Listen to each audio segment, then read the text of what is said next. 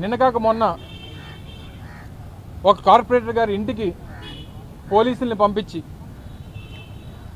ఆ కుటుంబ సభ్యుల్ని బెదిరించి ఇంట్లో భార్య వారిద్దరు ఆడపిల్లలు ఉంటే రాత్రి మీద రాత్రి 10 గంటలకి పోలీసుల్ని పంపించి ఆ విజువల్స్ కూడా ఉన్నాయి. పోలీసుల్ని పంపించి మీ భర్త ఎక్కడున్నారు, మీ భర్త కానీ రాకపోతే మీరు పోలీస్ స్టేషన్కి రండి అని చెప్పి ఆ ఆడపిల్లల్ని బెదిరించేటువంటి స్థాయికి ఈరోజు పోలీస్ వ్యవస్థ దిగజారిపోయింది. మేము ఫోన్ చేస్తే పోలీసులు సమాధానం చెప్పరు. వారు మాట్లాడుతూ మేము వైఎస్ఆర్ కాంగ్రెస్ పార్టీ నాయకుల తాలూకా ఫోన్లు ఎత్తాల్సినటువంటి పని మాకు లేదని చెప్పి మాట్లాడతారు. వారేమి పోలీసులు అంటే తెలుగుదేశం పార్టీకి పనిచేసేటువంటి వారు కాదు. సమాజం కోసం పబ్లిక్ సర్వెంట్స్గా వారి జీతాలు రాష్ట్రంలో ఉన్నటువంటి అందరి ట్యాక్స్ రూపేణా వచ్చేటువంటి దాన్ని వాళ్ళ జీతాల కింద ఇస్తున్నాం. ప్రతి పౌరుణ్ణి కాపాడాల్సినటువంటి బాధ్యత పోలీస్ వ్యవస్థ మీద ఉంది. మేము వైఎస్ఆర్ కాంగ్రెస్ పార్టీ ఫోన్లు ఎత్తాం, మేము సిపిఐ పార్టీ ఫోన్లు ఎత్తాం, సిపిఎం పార్టీ ఫోన్లు ఎత్తాం.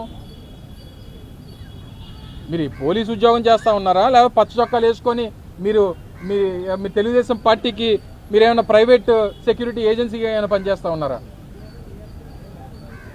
దీని మీద తీవ్రంగా దాన్ని ఖండిస్తూ ఇప్పుడే జిల్లా కలెక్టర్ గారికి ఒక రిప్రజెంటేషన్ ఇవ్వడం జరిగింది. ప్రక్రియ మీరు ప్రొసీజర్ ఫాలో అయ్యారు, మీ ప్రొసీజర్ ప్రకారం కలెక్టర్ గారు ప్రొసీజర్ చేస్తూ ఉన్నారు. 10 రోజులు అయింది, నిన్న నోటీసులు ఇచ్చారు, 19వ తారీఖున ఎన్నికలు పెట్టారు. ఎన్నికలు కానివ్వండి, మీ బలం ఏంటో అన్నిటువంటి తేలిపోతాయి కదా.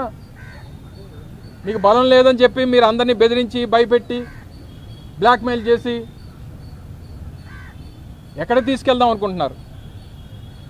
రాజకీయం ఈ రోజు అయిపోతుందని చెప్పని అనుకుంటున్నారా, లేకపోతే ఇదే ప్రజాస్వామ్యం ఇంకో 4 సంవత్సరాలతో ముగిసిపోతుంది, ఇక్కడ నుంచి ప్రజాస్వామ్యం ఉండదనేటువంటిది మీ అభిప్రాయం?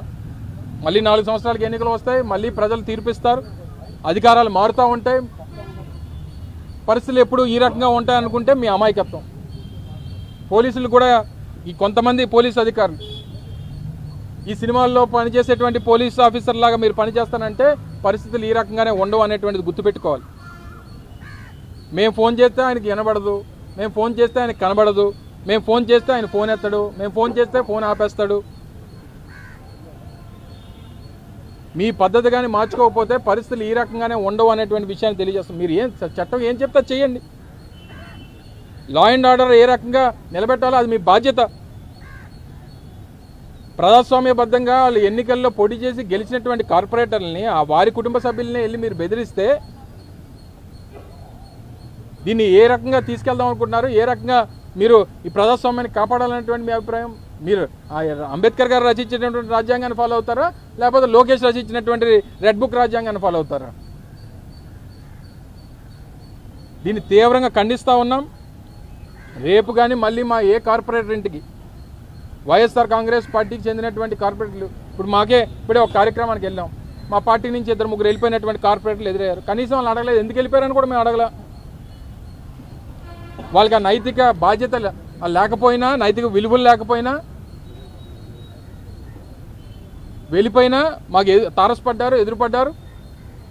కనీసం మా రండి అని కానీ, ఎందుకు వెళ్ళిపోయారని కానీ వారు నిర్ణయం తీసుకున్నారు, వెళ్ళిపోయారు. సరే బెదిరింపులకు వెళ్ళిపోయారో, లేకపోతే ఇష్టపూర్వకంగా వెళ్ళిపోయారో, లేకపోతే ప్రలోభాలకు లోనే వెళ్ళిపోయారు. వాళ్ళు నిజంగా దొరుకుంటే వాళ్ళిద్దరిని కారెక్కించుకొని మేము తీసుకెళ్ళిపోగలం కదా. దేనికి ఈ రకమైనటువంటి మీకు బలం లేనప్పుడు ఎందుకు లేఖిచ్చారు?